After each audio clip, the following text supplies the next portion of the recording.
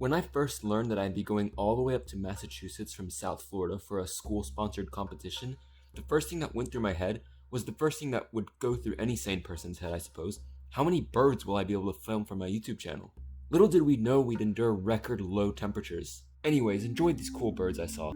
Already just outside our hotel window, we are greeted by some amazing birds, like this downy woodpecker, a common species back home in South Florida, but also this white-breasted nuthatch on the roof of a nearby building, a species I don't see in Florida, and in general don't see very often. This is the largest species of nuthatch in North America, and can be easily identified by the black stripe that runs along the top of the head, contrasting heavily from the white underparts. Nuthatches have a distinctive behavior of being able to climb trees upside down.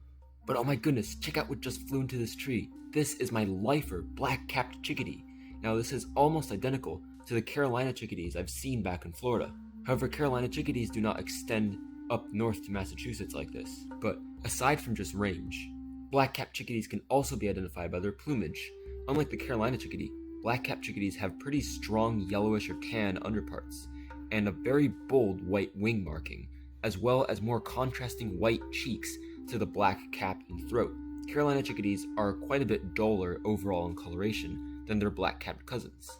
It's really cool to get a lifer, but actually, a second black-capped chickadee has just made its way into this tree. You can see they're exhibiting their behavior of hanging upside down on twigs. On a nearby thicker branch, though, there's another white-breasted nuthatch. This individual had a little bit of a stronger orangish coloration on the bottom of it than typical for a white-breasted.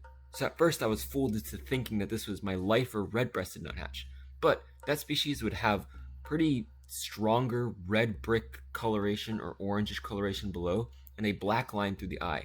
You can see this pretty clearly has the fully white face except for the black stripe on the top of the head, with no extra black markings on the head. Still really cool, as this is the most nuthatches I've ever seen. I think I might have found the loneliest robin in the world right now. I wonder what was going through this robin's head, knowing that all thousands and thousands of its friends were all down in South Florida enjoying the heat, while this one was stuck in negative 10-degree weather.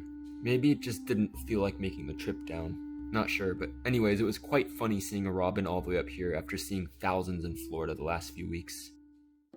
The birds weren't just restricted to tiny little passerines and trees though. The apex predators were also out in the freezing cold, like this absolutely gorgeous peregrine falcon. This is only maybe my third or fourth time ever seeing a peregrine falcon in my life, and unfortunately it didn't let me get good views of it, but it was still absolutely unreal watching it fly over. And this beautiful raptor right here, a red-tailed hawk, while it is one of the most common hawk species down in South Florida, this is my first time seeing this subspecies. The red-tailed hawks up here in Massachusetts were a lot paler than the ones I'm used to seeing in South Florida, having pretty much a clean white belly and a pretty noticeably bright red tail, compared to the red-tailed hawks I see in Florida, which have a pretty distinctive dark belly patch and a duller, more reddish-brown tail. Either way, both subspecies are absolutely beautiful, but it was quite awesome seeing this one in such good lighting and such close to the ground, letting me get absolutely beautiful footage of it.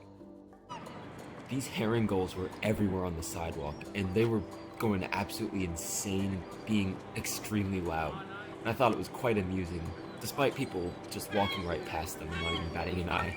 Herring gulls are probably the most common gull species up here in Massachusetts. However, I've only ever seen them maybe 2 or 3 times in South Florida, so seeing this many was actually weirdly an incredible experience.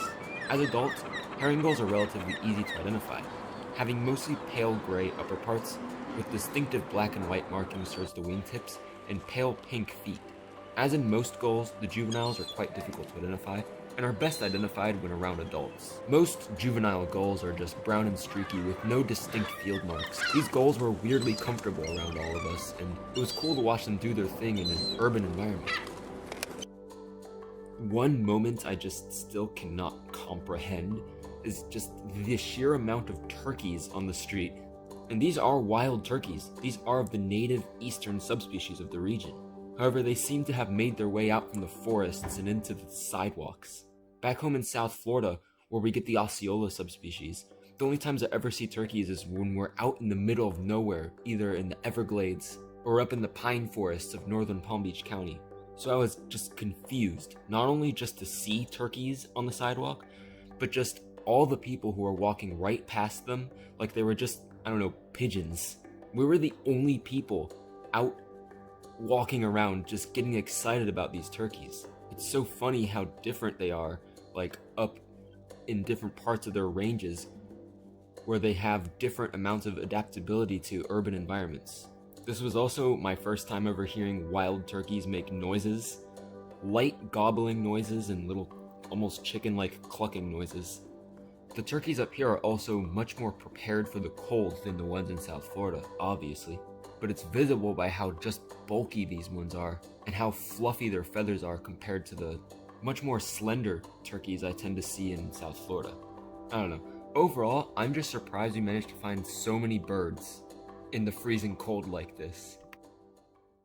If you enjoyed this Boston birding adventure, then make sure to check out this video right here, where you find some absolutely beautiful birds in the marshes of South Florida. Enjoy!